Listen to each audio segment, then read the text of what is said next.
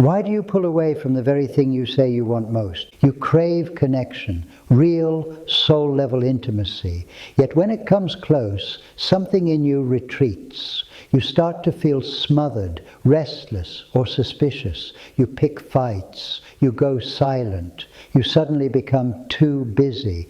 You might even convince yourself that you just haven't met the right person yet. But if you look honestly, you'll see the pattern has less to do with them and everything to do with you. Intimacy in the Jungian sense is not simply closeness with another person. It is psychological nakedness, the willingness to be seen as you truly are, without your masks, without your performance, without the armor that kept you safe in childhood.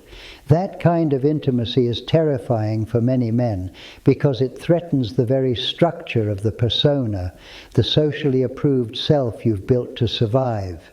Jung wrote that individuation, the journey toward wholeness, requires confronting what stands between you and authenticity. Fear of intimacy is one of those barriers. It's not weakness, it's protection. But protection, once useful, becomes prison. This conversation is not about romance alone. It's about your relationship to vulnerability itself, the place where your power, love, and freedom all intersect. 1. What it actually is and what it isn't. Fear of intimacy is not fear of people, it's fear of exposure. It's the unease that arises when someone gets close enough to see the cracks in your armor, the parts of you you've worked so hard to manage, hide, or deny. Most men confuse intimacy with loss of control. They fear that if someone truly knows them, their doubts, their tenderness, their need, they'll lose power, respect, or independence. But that's a distortion created by a lifetime of equating openness with weakness. In truth, intimacy is not dependency, it's reciprocity. It's not merging, it's meeting. It's two sovereign people bringing their full, unguarded selves to each other. The adaptive function of avoiding intimacy once made perfect sense. It protected you from rejection, humiliation, or manipulation. It taught you to survive emotional environments that felt unsafe. The problem is, that same defense still runs even when safety is present. The gold hidden inside this fear is sensitivity. The very quality that made you cautious is also what makes you capable of depth. You notice details others miss. You sense moods in a room. You feel deeply, but you learn to treat those gifts as liabilities because they once got you hurt. Reclaiming intimacy isn't about forcing openness. It's about trusting that your sensitivity, when matured, becomes wisdom. So when we talk about fixing fear of intimacy, we're not talking about forcing yourself to love faster or reveal more.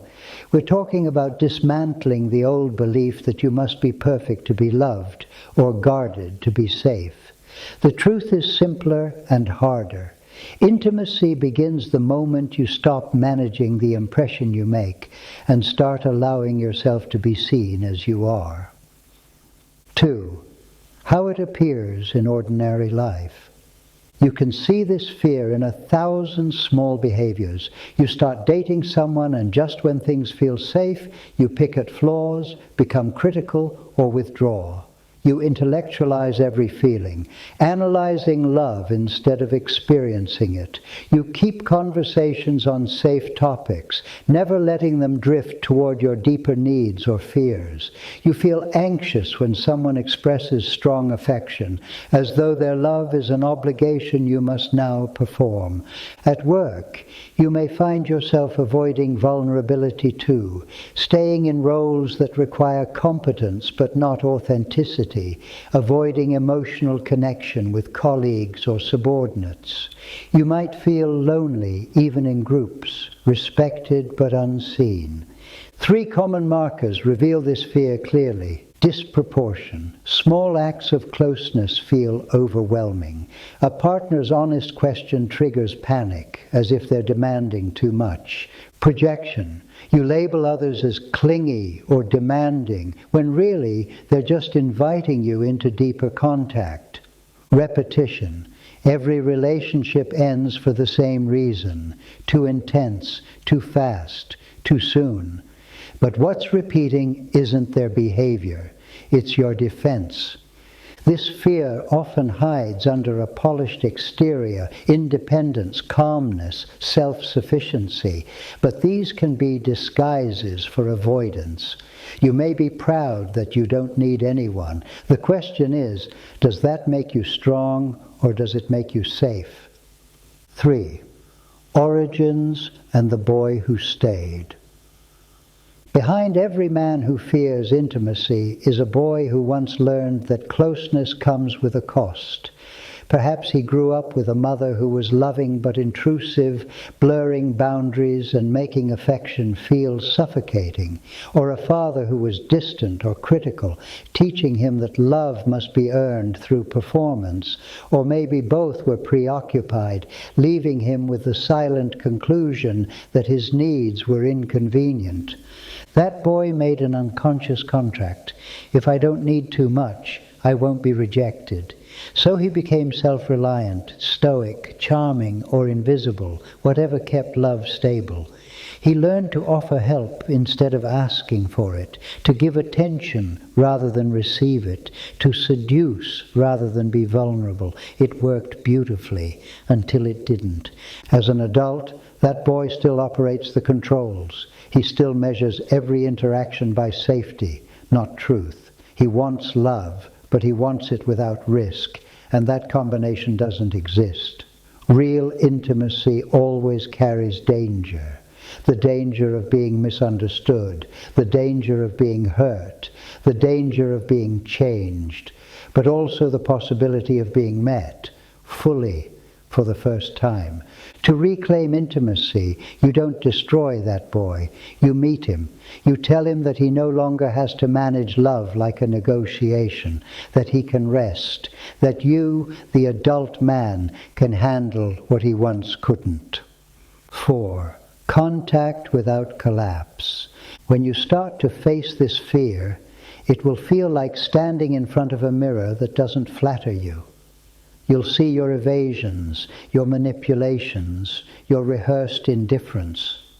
You might even feel ashamed, as though your emotional distance makes you broken. It doesn't. It makes you human. Contact means being able to observe the fear without collapsing into it. You notice when your partner gets close and your body tenses. Instead of judging it, you name it. This fear is older than this moment.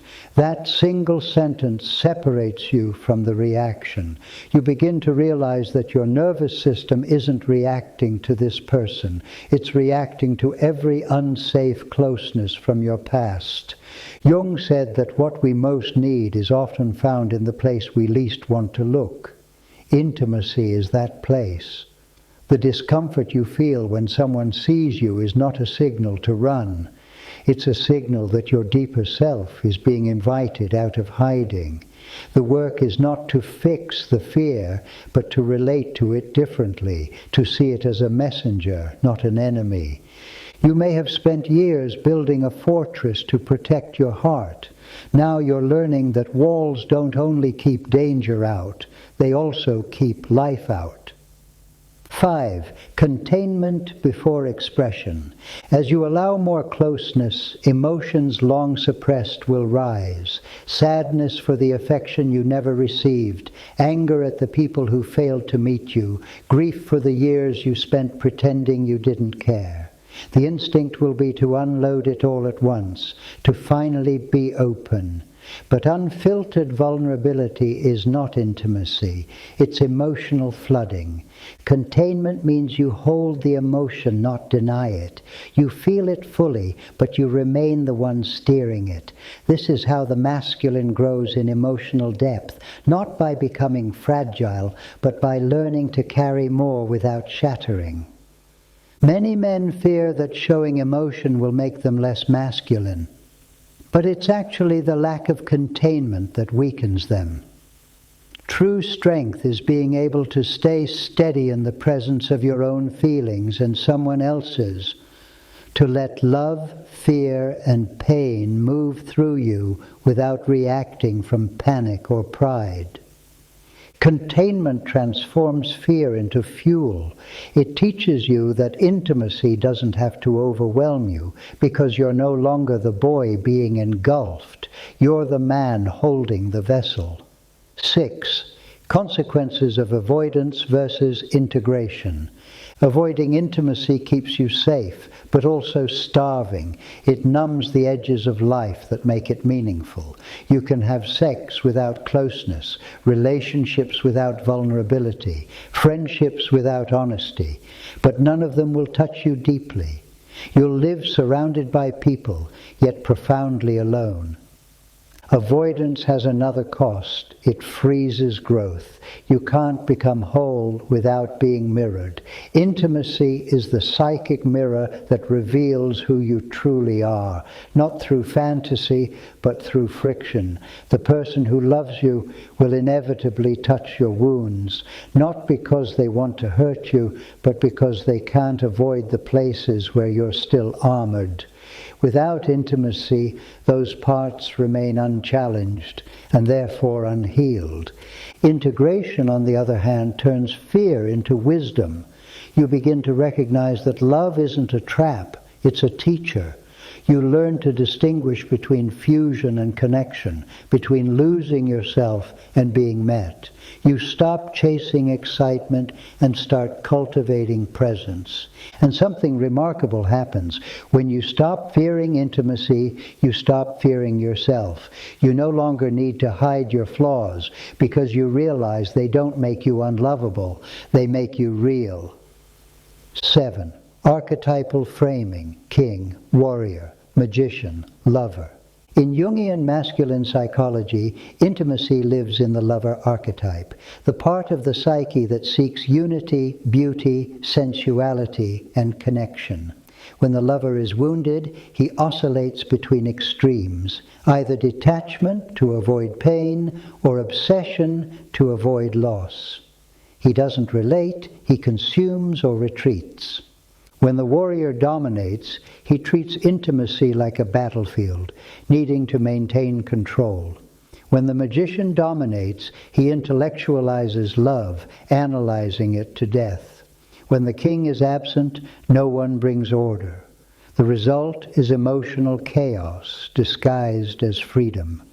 Integration happens when the king returns to the throne. He allows the lover to feel, the warrior to protect, the magician to understand, but none to rule. The mature king knows that intimacy is not submission, it's stewardship. He knows that to love deeply is not to lose strength, but to refine it. The unhealed man uses relationships to fill a void. The integrated man uses them to grow a soul. 8. Responsibility and witness. Every man must face the truth that intimacy cannot be outsourced. You can't buy it, charm it, or hack it. You must live it. That begins with responsibility, not the kind that fixes others, but the kind that stays present with discomfort instead of running from it. You'll need solitude to hear the parts of you that still distrust closeness. And you'll need witness, people who remind you that openness isn't weakness, it's courage. Brotherhood teaches this best. Men who can look you in the eye and say, I see you, all of you, and I'm not going anywhere. The path to intimacy isn't about becoming softer, it's about becoming truer. You don't heal through technique. You heal through honesty. Every time you let someone see you and you don't die from it, your capacity expands. Every time you stay open after rejection, your heart grows stronger. Every time you choose truth over protection, you reclaim sovereignty. You were not born afraid of love. You learned it, and what is learned can be unlearned. The walls you built were wise once, they saved you. But now they keep you from living. The real question isn't whether you can love, it's whether you can let yourself be loved. When you stop running from closeness, you'll realize it was never the other person you feared. It was the reflection they offered, the one that shows you without disguise who you really are. That's the sacred mirror. That's intimacy. So look, don't flinch. Let yourself be seen. Be that man. Not perfectly, reliably, to begin.